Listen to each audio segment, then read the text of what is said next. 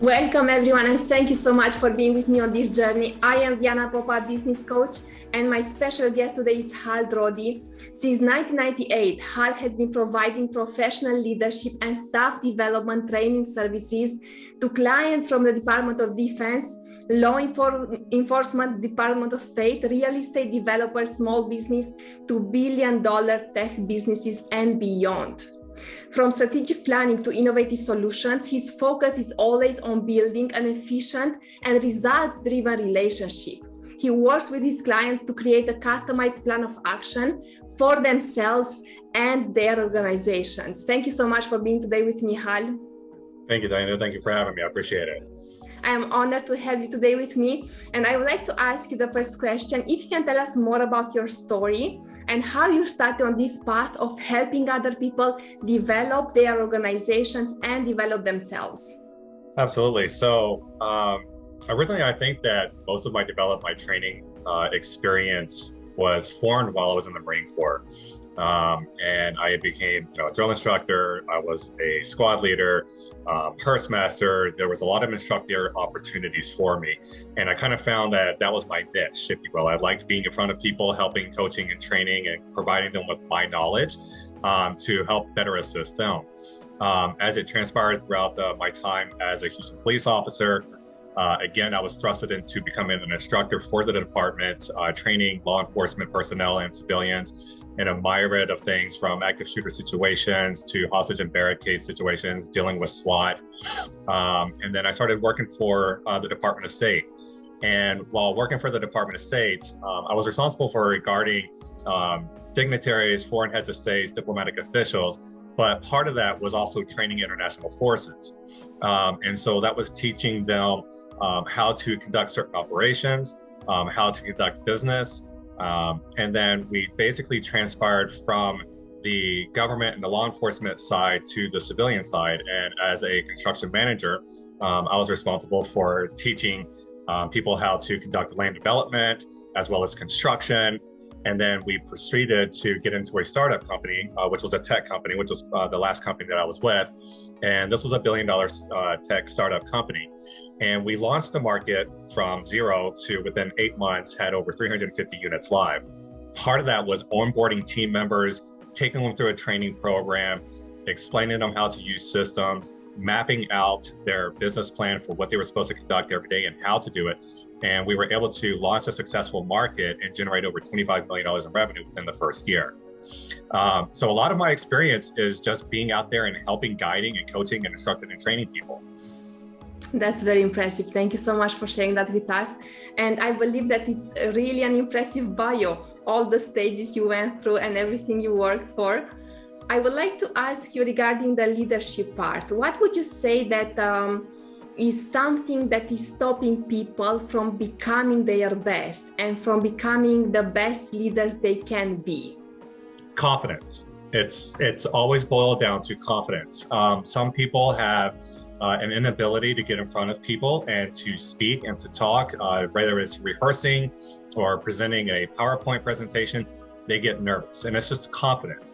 And there's ways to work around it. There's a myriad of tools and techniques that we can use to break those blockers for the individuals, whether it's on a business front or personal front.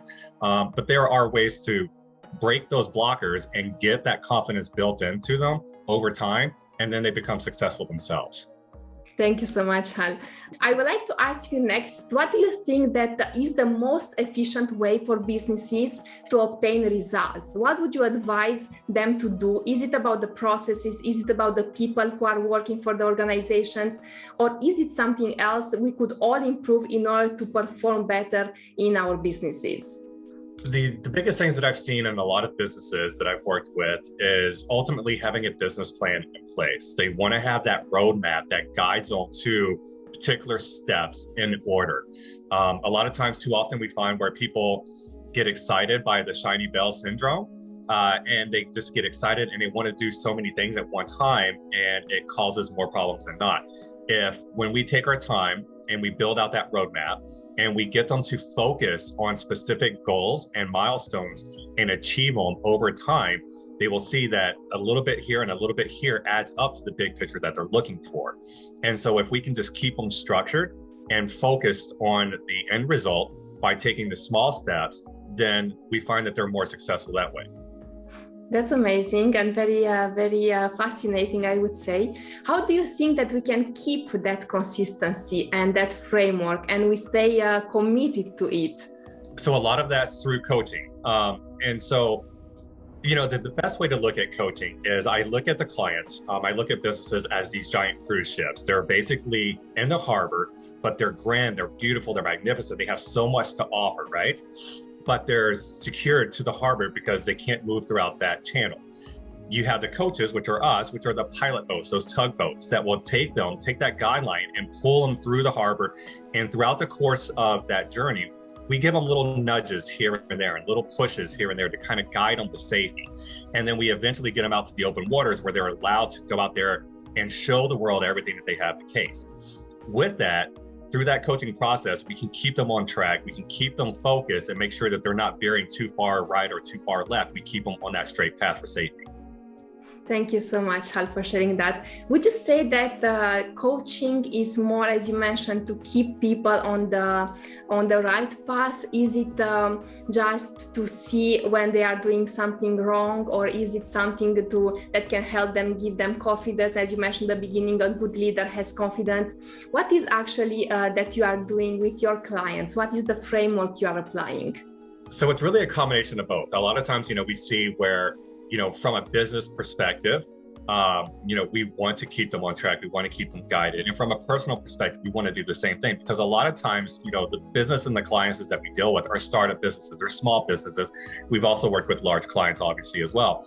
But what we find is that we work to not give them the answer because they already have the answers. They know what they're doing. Obviously, they've formed their business. So for us, is to help them to see past those obstacles, to basically overcome and adapt and improvise to the things that may be preventing them from either achieving a certain milestone or a goal. We sit there and we draw out specific questions and we ask certain things so that they come up with their own answers and they come up with their own solutions. And we kind of just say, I think this is a great path. Let's try this. And if this doesn't work, then we're going to try path B and see which path works best for them. But we're not there to necessarily give them the answers or tell them how to run a business. We just sit there and guide them and make it so that they can see that they're doing it on their own. Thank you, Hal. Something that I experienced myself also, because when I started also my business, I was wondering what is the difference between coaching and training. And I had this impression that going to a coaching session is going to be about mentoring, that person is going to give me the answers that I'm looking for. And then I realized this is not at all what it is. And, no, it is not. Yep. Yes, absolutely. A lot of times people think that coaching is also a counseling session, and we are definitely not counselors. Like if you were to come to me for relationship coaching, I definitely could not help you. It's not a counseling session. And we're definitely not there to give you the answers. I think there is still a lot to learn about coaching and to increase the awareness of what a coach can do. And exactly what you mentioned, that just to keep on the right path. This is for me a big win that I experienced in my own coaching session, because I am also following coaching. And I would like to ask you, would you say that if we follow this coaching process and we apply all these frameworks that we are going through in the coaching sessions, do you think that the business owner can become more successful than without a coaching? Eventually, yes. At some point we find where the clients have become, successful. They've followed the steps. They've garnered the confidence and the skills and the abilities that they need. And they find that because of the help that they've received, they're confident enough to do it on their own. Sometimes we've also seen it to where they even come back to us to do laser targeted sessions, which are basically, quick 5 to 10 minute phone calls, just seeking that last minute, reconfirmation of what choices they're about to make. And then other clients actually just hold on just because they like having an outside outlet to help provide them context versus somebody that's inside the house and trying to fix a problem. So it works both ways. Thank you so much, Hal. What would you say is the biggest problem that business owners are facing today that doesn't allow them to become successful? It's their own selves. It's their own internal conflicts. And this can arise from being in a startup situation to where it's all brand new, they're scared, they're nervous, they're not sure if they're making the correct moves or the correct steps. They're afraid to journey out. And sometimes, creating your own business is a scary thing. And especially if this is going to become, their means of life and their means of a paycheck, and not having that security, they're having to develop and create that on their own. And it's a new involvement for them because they've always had a job. They've had somebody to provide those things for them, and now they're having to create it themselves. Training new people to come in, having to deal with tax forms. There's a myriad of things that can scare clients from being successful. When we show them through the process and we set them up with the correct tools and they start implementing them, they can see just how streamlined that process really can become and how easy it can become. And then they just start taking off and flourishing. Thank you so much, Hal. Would you say it's something related also to fear, or is it just about implementing the framework? It's both, because it's a new process for them. It's something that they're having to learn, and maybe something that they've never dealt with before. It could be marketing, or it could be advertising, or networking and talking with people to get their business out there and exposed. But it could also be from learning how to run and operate a business on their own, because again, they've had a CEO, they've had somebody else do that for them. Thank you so much, Hal. I would like to ask you if there is anything innovative that we could apply as an organization that can help us grow faster. Is there anything that you saw? I don't know, I know that you cannot give the specifics from your clients, but something that we could all apply in order to really grow at the next level. There's a great book that I implement with my clients, and it's called Rhinoceros Success. It's by Dave Ramsey. And I suggest that to, everybody to at least read that book. It's a quick read, it's a small read, but it's a very valuable read because it teaches the individual client how to become a rhinoceros, to go charging full speed head on, to not be afraid, to develop that thick skin, because those are things that you need not only in your professional life, but you also need in your personal life. And it helps develop and foster that leadership mentality, but that strong mentality that you've got this, you can take on certain things and become that charging rhinoceros out there. So I think that that's one of the most valuable tools that I start my clients out with, is reading that book as part of a homework assignment. And we go chapter by week, just so that they have time to reflect on that. And what I find is that a lot of my clients will end up adopting that mindset, that mentality, and then they're ready to start taking on the world. What did you say is the name of the book?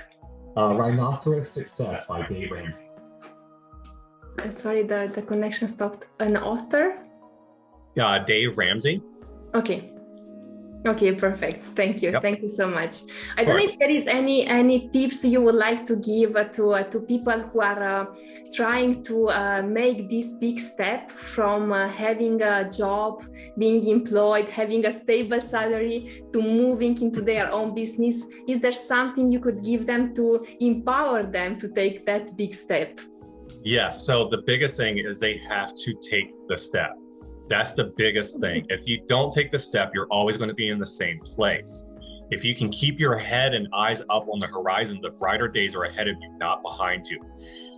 There's a reason people want to start their own business. They want that freedom. They want that flexibility, their schedule. They want to be able to create a life for themselves that they can't when you work for somebody else, you're creating somebody else's dreams. Now, all of a sudden, you have a desire to create your own dream. Take that first step and not be afraid. Thank you, Hal. And how do we stay on it? How do we keep dreaming and keep building whilst eliminating all this overwhelming feeling, all this stress and fear? How do we do that? One of the biggest things is that we all have everything in our head. We have the dream. We have the passion in our soul, the things that we want to create. If you don't write them down, if you don't look at your goals, or if you look at your steps every single day, you're not going to ingrain it in yourself. You're not going to push yourself to want to move forward. So whatever it is that you're thinking about, whatever it is that you're feeling the most, write it down and focus on that every single day, and let that be your motivator. I love that. Can I ask you, what is your motivator for your business? My motivator for my business is kind of dual front. I enjoy personally myself just talking with people. I'm a very outgoing individual. I love helping people. I love fostering those friendships and those relationships. And I love seeing people grow and being successful and knowing that I was a part of that process. The other part of that is that I have the freedom and the flexibility to be there for my children when they want to be. I set my own hours, I set my own schedule, so I can be there to support my children as well. So having that flexibility is very critical for me. You are living the dream life, I would say, that many Absolutely. business owners are trying to achieve. Yes, and anybody can achieve it. They can get there as long as they just stay focused. Thank you so much, Hal, for being today with me, for sharing all your knowledge and experience. I know that you went through a lot, and I know that this is a scary place to start with. And I am going through the same things. That's why I was asking you, how do we do that step, and how do we actually overcome all of these feelings? And you helped us a lot today. Thank you so much. And I would Thank like you so much for having me. I would like to close our interview today by asking you, who are you serving and how can people contact you? So they can go directly to our website at allofthecoaching.com. Anybody who comes to us, we're going to conduct an initial free consultation. And I think that it's critical that we do that because we believe, integrity and honor is our bedrock of the foundation of our company. We want to sit down and at least have a conversation with you, just to talk and discuss what your demands, what your needs are. And if we can find that we can actually help you. If I can't find that I can't help you, I'm not going to bring you on as a client just to fill up our calendar. I will direct you to somebody that's in our network that does have the skills and the abilities that may be able to foster whatever it is that you're looking for that we can't provide. If we can't take that client on, then we can discuss that further process. But just if you go to our website, allofthecoaching.com, request a free consultation, then we can start from there.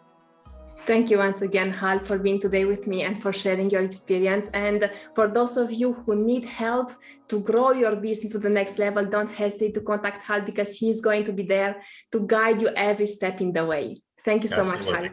Thank you.